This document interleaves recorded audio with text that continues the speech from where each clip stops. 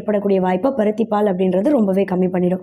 அதே சமயம் நம்ம உடம்புல லோ டென்சிட்டி லிப்போப்ரோட்டீன் அப்படின்னு சொல்லக்கூடிய ஒரு கெட்ட கொழுப்பு, இந்த கெட்ட கொழுப்போட அளவு அதிகமாகிடுச்சு அப்படின்னாலும் இதயத்துக்கு போகக்கூடிய ரத்த ஓட்டத்தில் பாதிப்பு ஏற்பட்டு மாரடைப்பு ஏற்படக்கூடிய வாய்ப்பு கொஞ்சம் அதிகம்தான். இது லோ டென்சிட்டி லிப்போப்ரோட்டீன் அப்படின்ற கெட்ட கொழுப்போட அளவையும் எப்போவுமே கரெக்டான அளவில் பராமரிக்கிறது மூலமாக மாரடைப்பு ஏற்படக்கூடிய வாய்ப்பையே ரொம்ப ரொம்ப கம்மி பண்ணிடும். அதே சமயம் பருத்தி பாலில் பார்த்திங்கன்னா வைட்டமின் இ ஊட்டச்சத்தும் அதிகமாக இருக்குது. இந்த வைட்டமின் இ ஊட்டச்சத்து அப்படின்றது நம்ம உடம்புல நரம்புகளை நல்லா வலுவடைய செய்யும், நரம்பு தளர்ச்சி ஏற்படக்கூடிய வாய்ப்பை கம்மி பண்ணும். அதே சமயம் மூளைக்கு ரத்த ஓட்டத்தை சீரான முறையில் கொண்டு போய் சேர்க்கும். இப்போ மூளைக்கு ரத்த ஓட்டம் சீராக இருந்துச்சு அப்படின்னாலே காக்னிட்டிவ் ஃபங்க்ஷன் இம்ப்ரூவ் ஆகும், ஞாபக சக்தியை நல்லா அதிகப்படுத்தும்.